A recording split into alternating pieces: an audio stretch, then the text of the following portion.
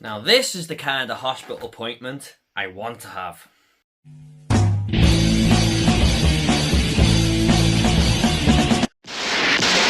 I shot him 6 times!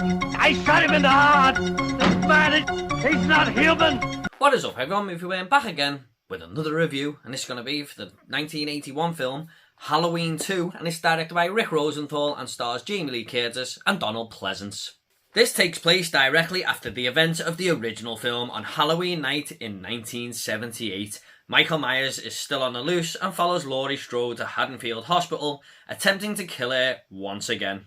Now, my memory with this entire franchise is a little fuzzy, I'm not gonna lie. I remember watching Halloween 2 years ago, and I haven't seen it since. This was back on the VHS days. I had a double bill of Halloween and Halloween 2 on the one VHS tape, and I remember not really liking this film too much.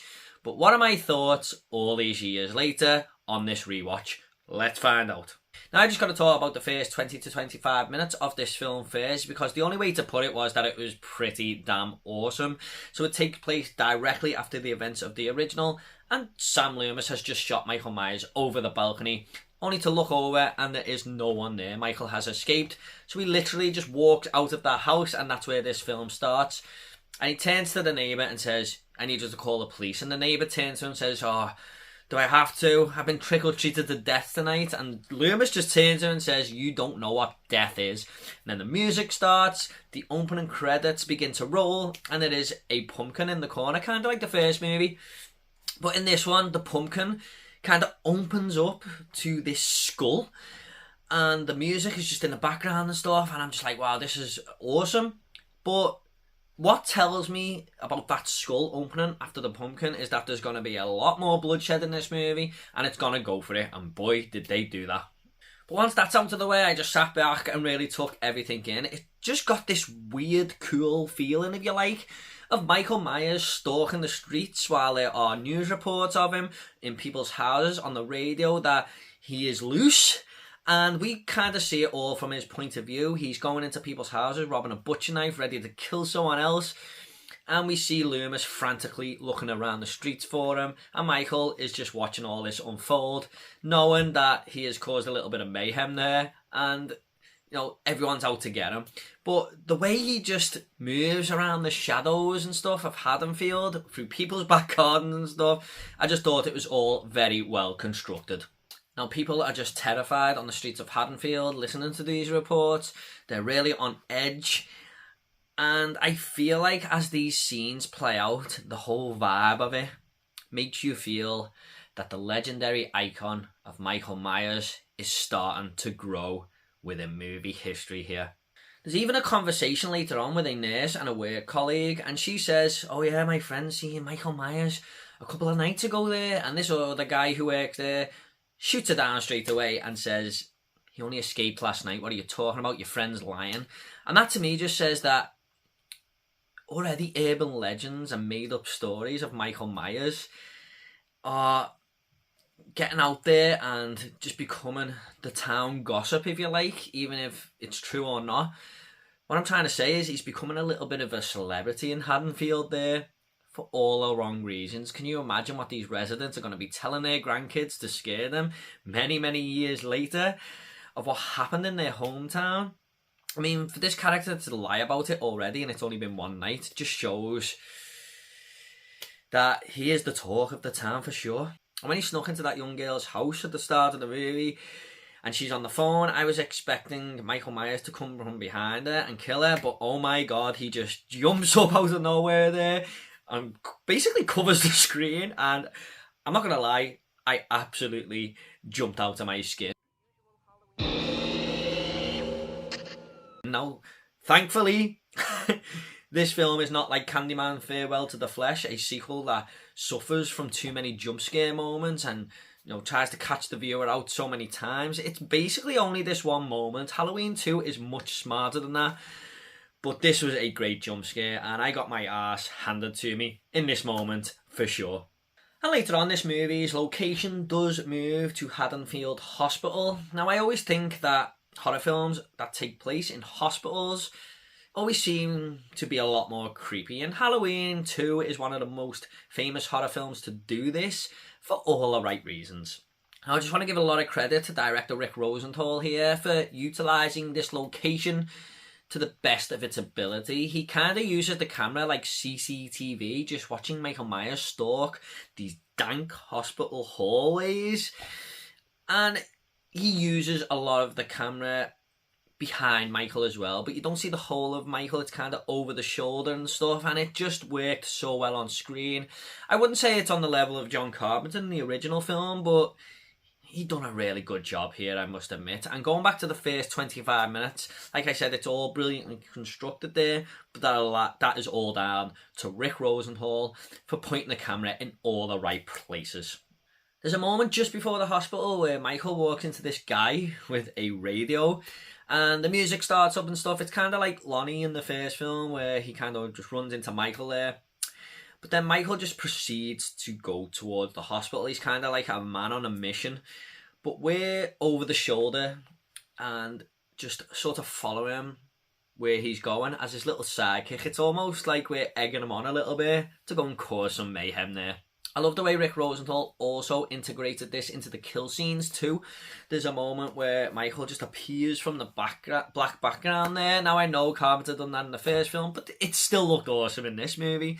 But also, some of the kill scenes, there might be two characters in a room, and a character will be getting killed in the background by Michael, and it's just so silent, and the other character is just in a world of their own at the front of the screen, and they're the main focus, and you can just see it all in the background there. It's things like that that just make this film so well put together.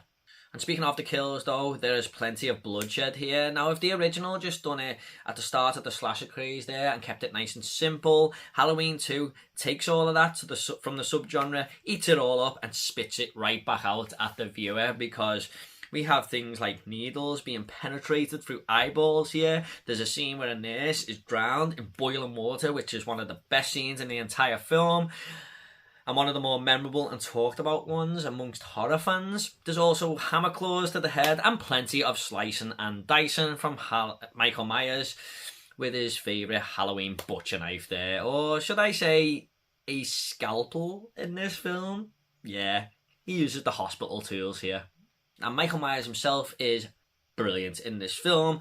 Dick Warlock put a really good account of the character out there, the way he walks and stalks, his mannerisms, everything is just really well put out there, from his body movements and stuff, and he acts like a deranged killer in a mask would act. I think he made a very good account of himself in this sequel. And the fact that we are led to believe that Michael is a human, yet he gets up after being shot so many times and stuff, from the first film and in this one, it's kind of adds a supernatural element to the character, whereas we kind of thought it was just going to be, a human being killing people. We don't quite know what he is at this moment in the franchise, and I just think that makes him so creepy and a lot more scarier, because he's kind of unstoppable. We think that at this moment in time there is a way of killing him, but if 6 shots don't stop him in the original, whatever will. I also thought this was more of Dr. Loomis's story than Laurie's. I think he feels a responsibility to stop Michael Myers no matter what. The terror he is spreading is getting out of hand, and it is more focused on Loomis and him stepping it up a gear to stop this guy. Laurie Strode takes a bit of a back seat for the first hour here until the last half an hour, and Sam Loomis, or Donald Pleasence if you like, is involved in the more interesting scenes and interesting dialogue of the film. I just love how Dr. Loomis orders people around, because he just looks at them with his wide eyes and says, listen to me or there's going to be more bloodshed, and he makes people listen. I love how angry he gets at times, and I love how in this film how he's running around going, I shot him 6 times! I shot him 6 times! Okay, guy, we get it. You shot him 6 times. He doesn't half say it a lot in this film, so you will remember by the end how many times this guy shot Michael, trust me. But I just think he's an awesome character in this movie, in this franchise, and a pivotal one at that. I love how he drips feed us info about Michael, and he's the expert on him. Now, a quick example of him demanding that everyone listens to him and letting people know that he is right and, you know, he has to stop this terror, is when that guy is dressed up as Michael Myers and he is crushed in the car and set on fire. And they all just think, all the police force think, yeah, we've got Michael now. The killings will stop, we've got him. And Dr. Loomis is just like, no, I've got to check his dental records, get a dentist down here. I need to see if this is Michael Myers. And lo and behold, it wasn't. In fact, one of the other reasons I brought this up is because it was actually Ben Tramer who Laurie had a crush on in the first film. A little throwback to the first movie there. But yeah, she had a crush on him. Oh, he got crushed all right.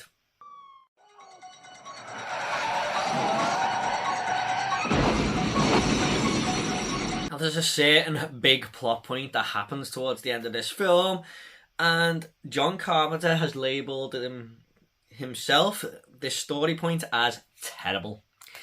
But I thought it was fucking awesome. I mean, whatever people think, whatever John Carpenter thinks, that's their business. If they hate this story point, that's fine. But when Laurie is told that she is actually the sister of Michael Myers, I was just like, oh shit. I kind of totally forgot about that.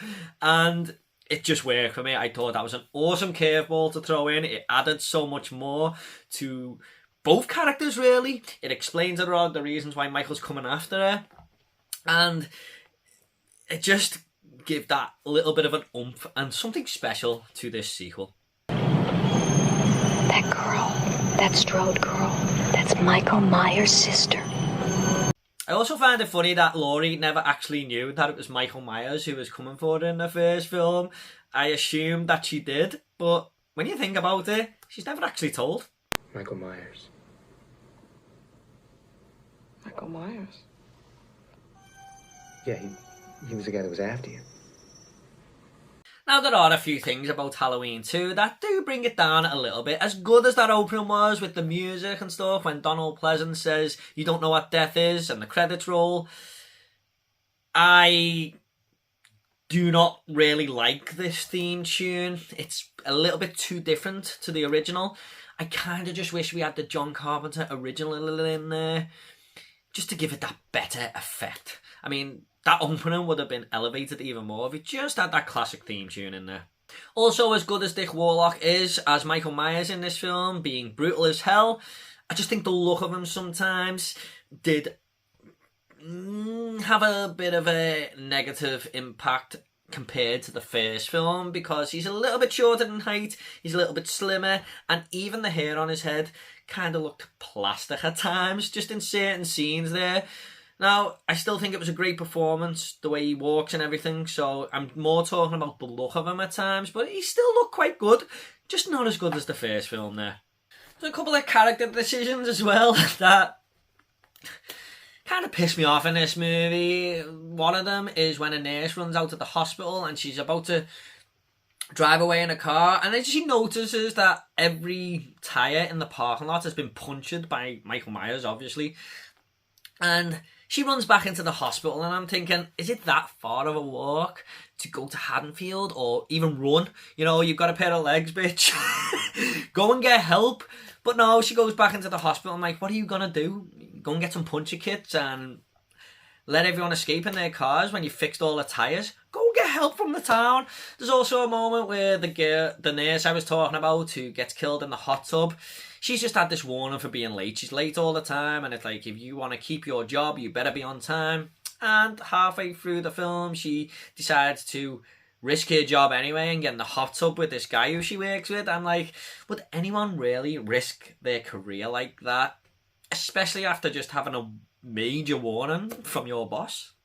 Now, this can be seen as a positive, really, because this film is so well paced. It's an awesome slasher and it never ever stops. It's just constantly throwing stuff at you, and I was loving it. But I've got to admit, the only negative about that is towards the end of the film, for about 20 minutes, there's a little bit of a lull there where Laurie is just walking around the hospital. The film really does slow down. It goes into gear 2 after being in about gear 5 for the whole 60 minutes, which is kind of a shame because I was just like on a roller coaster ride with this movie.